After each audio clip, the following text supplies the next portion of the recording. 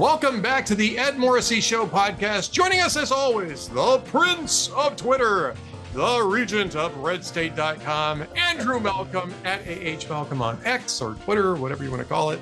Andrew, have you recovered from the Democrat National Convention? Because I know that was your big party. That was your big party event this year, right? Oh yeah, I know. You couldn't keep what was it the old Hollywood producer used to say about his movie bust? He said, if they don't want to come, you can't stop them. Right. I didn't watch a lot of it last week. I want to mostly focus on your, obviously on your columns and stuff like that, but we should probably talk a little bit about it. I didn't watch a lot of it, but I did watch a good portion of what happened on the last day because I was live blogging Kamala Harris's,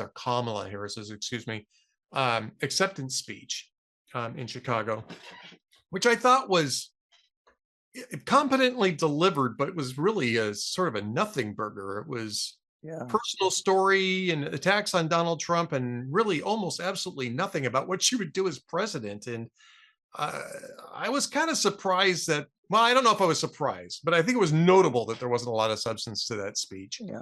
And other than that, it was mostly celebrity stuff.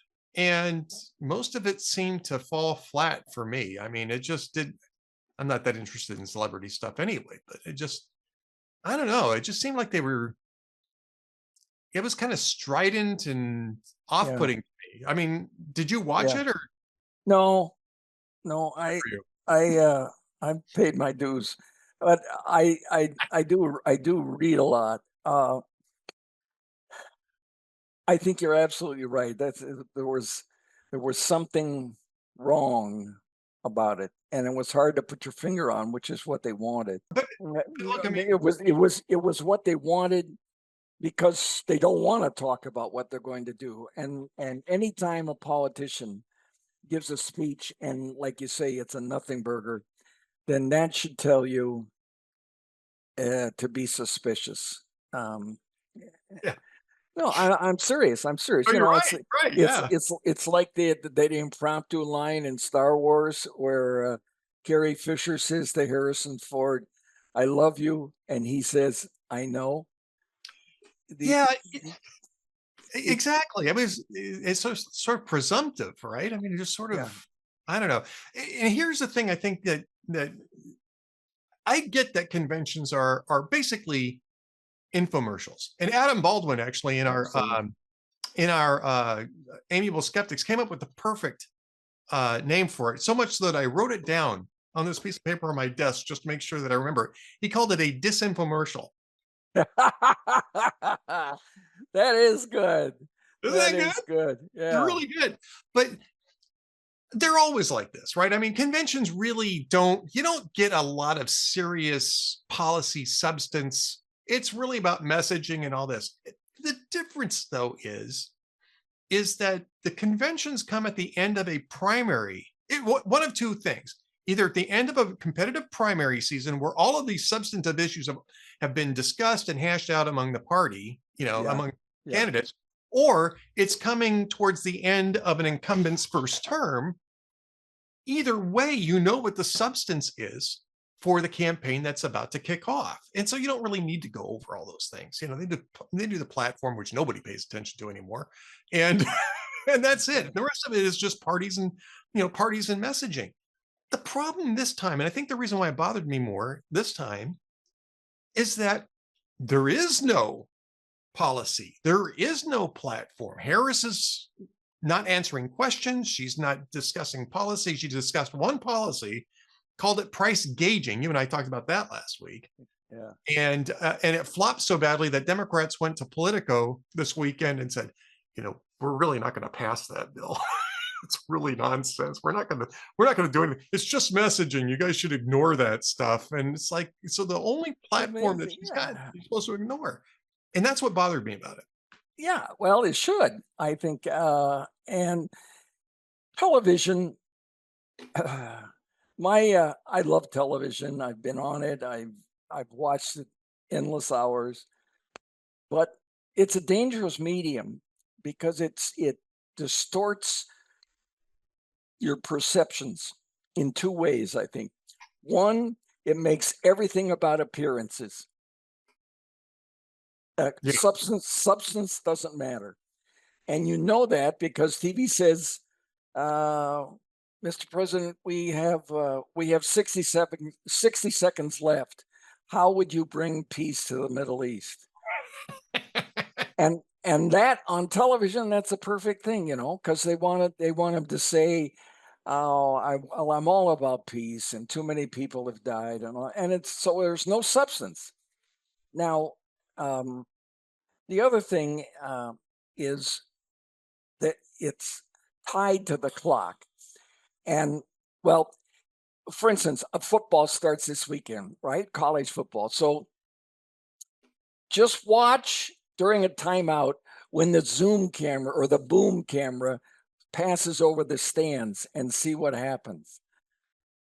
Oh, everybody's crazy and waving to get on television. There's a particular magic about television that makes people goofy. And politicians, I think, American politicians anyway, have learned to use that, Hmm. to use it to cover the vacuum. If there was anything there, I mean, it's all about balloons dropping and celebrities and feel good, and wasn't joy the message? And Yeah. people go away and say, well, I like that. I like that. And it's not really about substance, which is what it should be. And TV debates are much the same. Like I said about the Middle East peace, it's all tied to the clock. And I've often wondered, who tied you to the clock? I mean, why? I know there's another program starting on the hour, but if you're into something important on the news, let it go. Kennedy got shot and they didn't have any commercials. They just kept on talking about the story. Well, not everything is an assassination, but some things are important. And I think television should show a priority. And they don't, they just take what they're fed, because then we can cut to these important messages. And politicians have learned to use that. She's trying to, because the bottom line is there's no there. You know, and again, I don't mind the lack of too much substance in a convention for the same reasons I just reiterated. It's because usually we've had a ton of it leading up to it. We've had none. And this gets us to what happened yesterday, right? And I've written a lot about this. I've got, I think, 3 different posts today on Monday that are referring to this Senator Tom Cotton interview with John Carl on ABC's This Week, right? Where John Carl is telling Tom Cotton, oh, you're wrong. Kamala Harris doesn't support Medicare for all anymore. She changed her position on that when Kamala Harris hasn't said a word about changing her position on this, Yeah. right? Cotton is sharp. Oh man. Yeah. I think we're going to really need see to learn him. from We're going to see him later. well, I certainly hope so. I have a what do I want to say? An editorial thing on Salem that says that the Donald Trump surrogates really need to go to the Tom Cotton School for Schooling Media, because he did a great job in rebuking John Carl for basically trying to fact check him without having any evidence whatsoever for his assertion that she was moving to the center, that she had abandoned Medicare for all. She hasn't said any of these things, and the media is not asking. And that is the problem. The media is not asking. And now it looks like she's trying to get out of the debates. I don't know if you saw the exchange today. Oh, really? Well, they're now trying to change the terms of the debate on September 10th, and this was the debate. So right, to make it unacceptable to Trump so they can blame him. That's the gimmick. Right. They're trying to get out of this debate, which I Can you kind of thought imagine? they would. Oh, well, you predicted almost a year and a half ago. You said Biden would not be the nominee, and I was skeptical at first, and then I bought it. Well, and I will say this: I didn't expect them to go out this way. I thought that they would have moved him out of it a lot sooner. you Yeah. know, like before the primary started. I thought that they would find a reason for him to bow out so that they could have a normal primary. I never would have predicted the type of switcheroo that they pulled last month. Yeah. I mean, that's really strange, right? Yeah. And Yeah. They gaslit themselves. well, they were certainly gaslighting their own voters, right? Um, and that's the reason why they've been able to avoid the substance, because the Biden administration record is atrocious. Today is, as we're recording this on Monday, today is the third anniversary of the explosion Yeah. at Abbey Gate during that disgraceful um, uh, Exit. pullout Yeah. from Kabul, right? Donald Trump went to Arlington because they had a ceremony there for the 13 men and women who died in that Taliban bombing. And Joe Biden was on a beach someplace, and Kamala Harris was who knows where. And they They put out, yeah, their staff put out a statement, and they didn't recall. Let's see, Ed. Remember Biden looking at his watch like this so much? Yep. Yeah. Yeah. I When mean, the when the caskets came back, yeah, it was. you know, Trump is a showman. And there's nothing bad with that. I mean, it Nothing inherently bad. Nothing nothing inherent. inherently bad with that. And he was very successful at it. But he does the right things. We had a post that Neil McCabe over at Red State did a post. He followed. Remember, um, uh, Trump was at Arlington, and there was a little tiny boy dressed up like a Marine at the grave of his father, and Yes.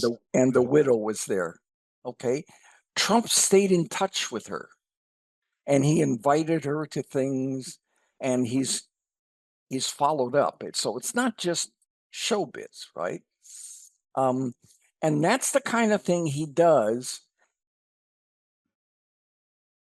I think he has a good heart in that sense. The stories that come out about him finding there was his limousine. He was on the way somewhere, and the limousine broke down, and or his car broke down, and a young couple stopped to help him, and they got him to an appointment. I think it was on the way to Atlantic City, and 2 weeks later, they got a notice that their mortgage had been paid off. Um, it, you know, those are the kind of, you always say, "Well, did it really?" But I happen to believe this one. But it's there's a fiber to these gestures. They can be showbiz, but there's substance to them when it comes to Trump, and that impresses me. That anything that we're having to do with Arlington impresses me. If you're not looking at your watch to get the hell out of there. Well, I think that people talk about Trump being is all about himself and all that kind of stuff. I mean, I don't know how that's different from anybody else who's really Anybody else, except that politics, right? it's on a bigger stage. Yeah. Well, I mean, even on the bigger stage, right? I mean, you can take Harris's speech to the DNC. As that speech was all about Kamala Harris. It wasn't even about the voters, right? It wasn't about the issues that concern voters. It wasn't about the economy or immigration or any of that. It was about, look at me. Here's my story, and this is and the other guy is a patootie head. So and I'm a darling, and so you should vote for me. And really, that's all that speech was. It was her biography and Donald Trump's personality. Which, granted, I don't have a problem with politicians criticizing their opponents in speeches. That's totally fine, but you have to offer something, some reason Yeah. for people to That, vote for you other than I'm totally cool and it's a great yeah, vibe over here. exactly. That's the problem, I think, with only criticizing your opponent. because or only talking about the 2020 election. And you need to talk about the future. Americans don't say it, but there is an innate expectation that candidates for president will be talking about the future, what they're going to do in a second term. Remember, second terms are really lethal things because there's no leverage. Voters have no more leverage. So if you're going to give somebody a second term, you better be damn well sure that they're going to be good, because they don't have to worry about anything except impeachment, I suppose. But Well, I mean, yeah, even that, I mean, that's sort of a given these days, right? yeah, yeah, Not removal, though. Nobody's been removed, but impeachment is just sort of becoming sort of like a yeah. That's true. That's a that that's a what is it? An unbirthday gift. Yeah. exactly. You know, so I mean, this is the reason why, you know, that's the reason why people are concerned about Donald Trump. Well, he'll be untethered because he can't run for another term after this, which is true. But that's the reason why you have other institutions in a democracy to make sure that, you know, power is split up and contained and checked, right? Right. And for the most part, it works pretty well, except for the fact that one party keeps wanting to increase the executive authority, you know, the authority of the executive branch. And and it's not Donald Trump's party. This is, you know, That's right. Harris's party who wants to impose price controls. One of the worst ideas, by the way, in economics is price controls. It's just terrible, and or price, you know, to combat price gauging.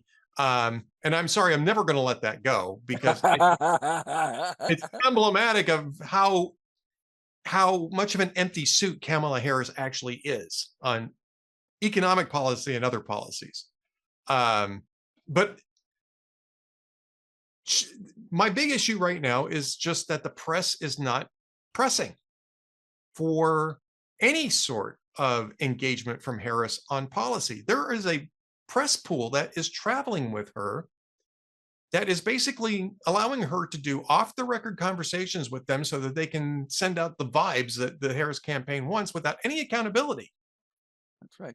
And that is how they also handled, this is what Cotton pointed out, that's how they also handled her backing off of her fracking and everything else. It's not her saying it. It's aides off the record, unidentified, not off the record, but unidentified background saying, well, she's not really going to do that.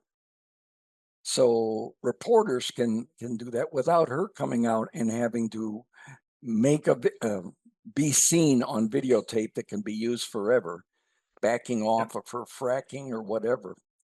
So, well, I'm glad we talked about the column, Ed.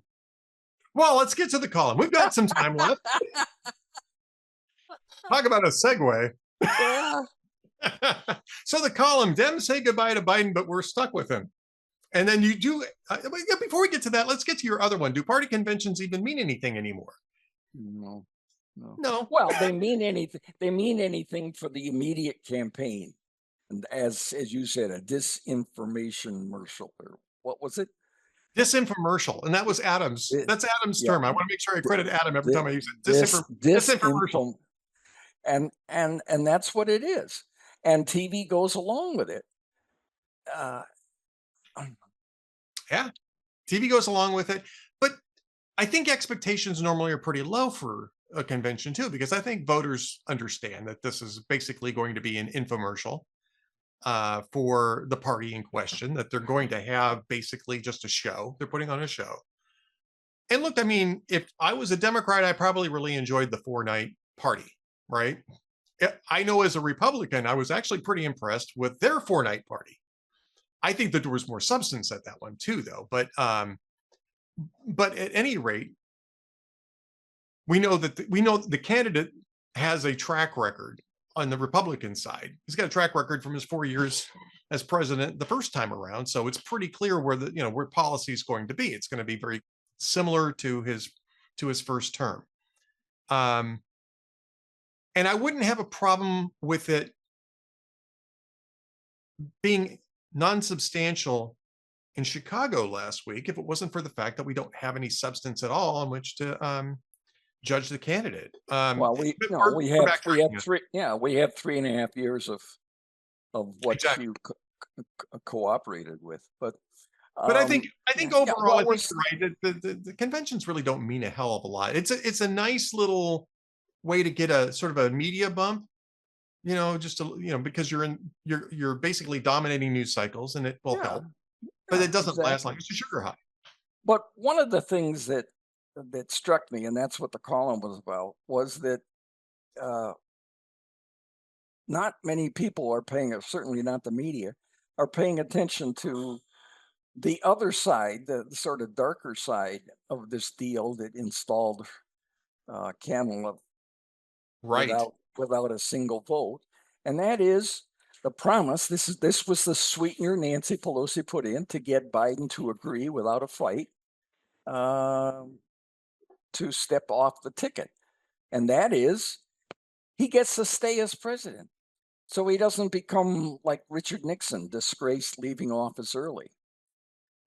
And That is very ominous. I think I counted up, it's 148 days and over 3,300 hours, which is a very dangerous time because basically you only have in charge unelected people who are as yet unidentified pulling Biden's strings.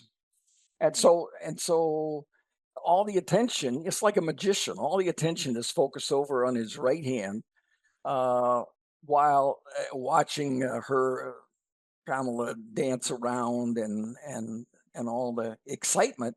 While over here you've got a dullard, still commander in chief, a man being led around by the hand by his wife, who is incapable physically and mentally of a second term.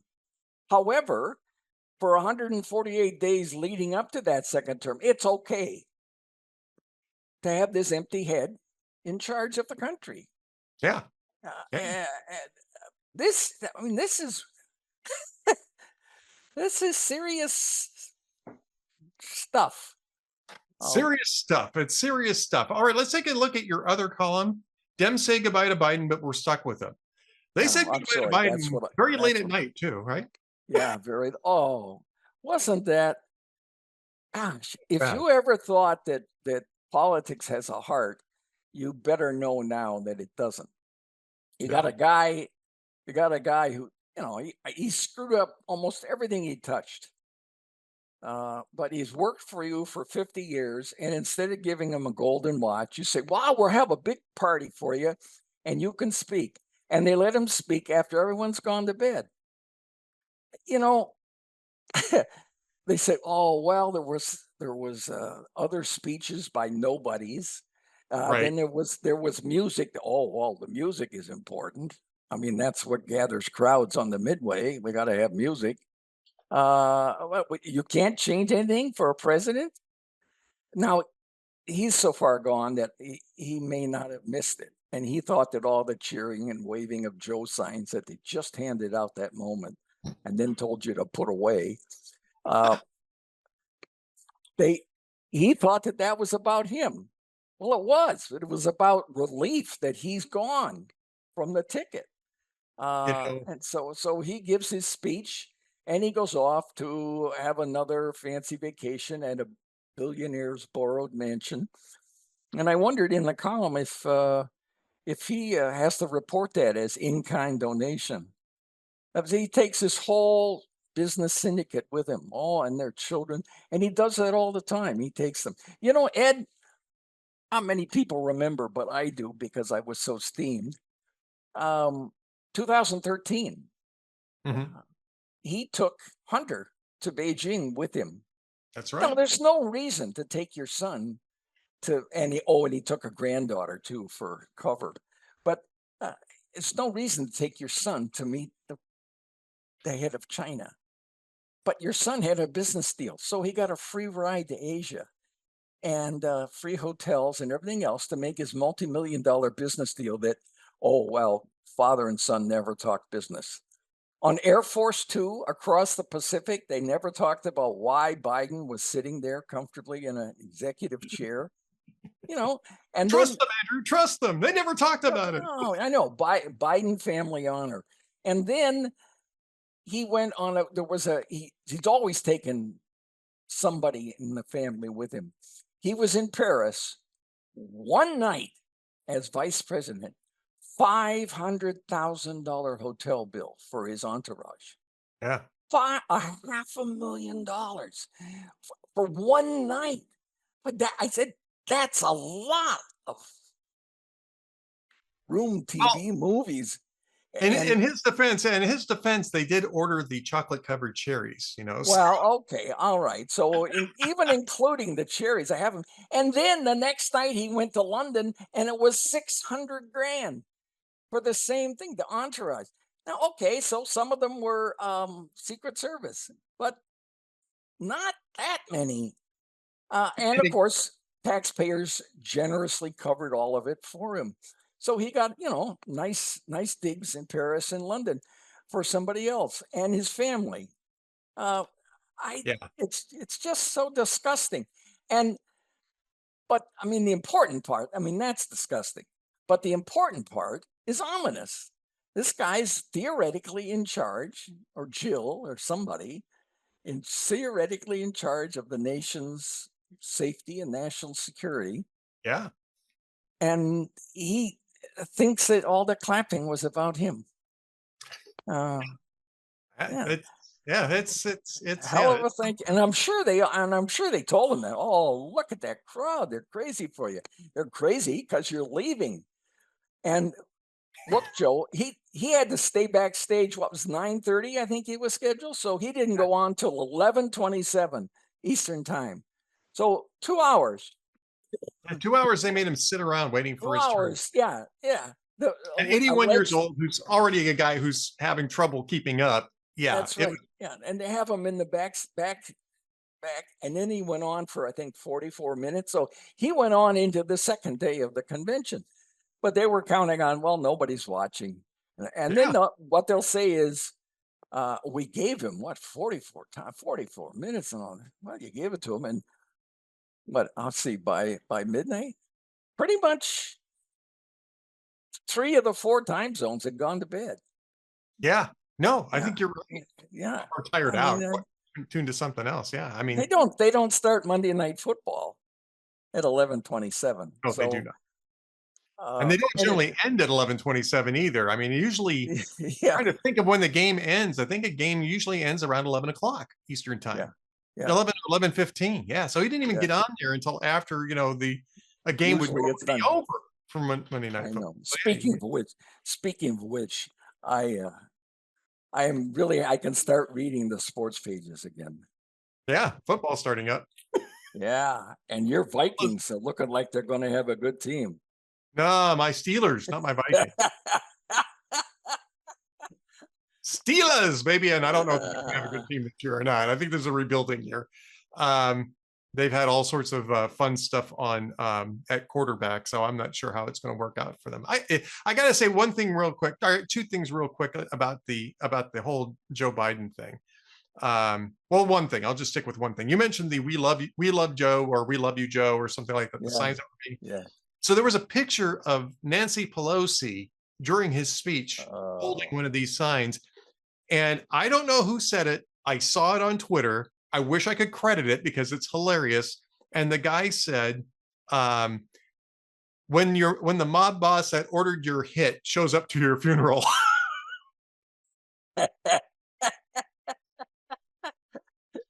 yeah, yeah, Yeah.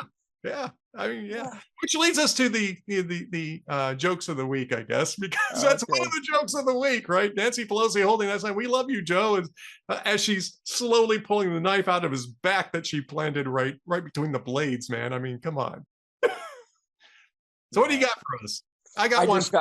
I got two old ones. Okay. Seth Meyers, he says 2 18-year-olds from Arizona were arrested for allegedly trying to cross the border with drugs worth almost $2 million. Officials first became suspicious when they saw two people outside in Arizona in August. Yeah. Yeah. Uh, yeah. And finally, Seth Meyers, a French winery is facing a rosé shortage. For those unfamiliar with these terms, a winery is a group of women who have run out of rosé. Oh, that's pretty good. I like that. Yeah, yeah, yeah. All right. Well, I got one for you, and this is, I guess, a joke that Ronald Reagan used to tell. I haven't heard it before. Maybe it'll be familiar to you. I'm going to go all the way through it, so don't stop me if you've heard it before, because I'm going to Okay. finish it out. All But right. so a lady goes into a bridal shop and she says she's looking for a wedding dress for her fourth wedding, right? And the owner says, "Okay, well, what kind of a dress are you looking for?" She says, "I want a white satin dress and a veil." The owner kind of looks at her quizzically and says, "White and a veil is more appropriate, for first time brides, virginal brides."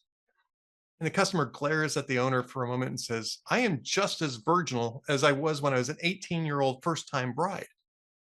And the owner goes, "Wait a minute, how can that be? You said you've been married 3 times before." And she says, "Well, yes. My first husband carried me over the threshold of our hotel room and then passed out and died of a heart attack."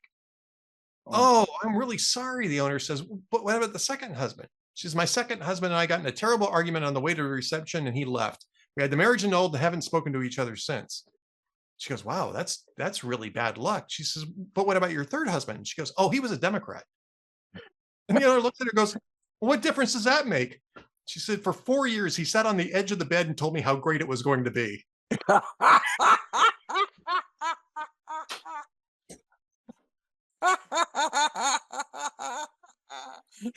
I got oh, that one that's a from good.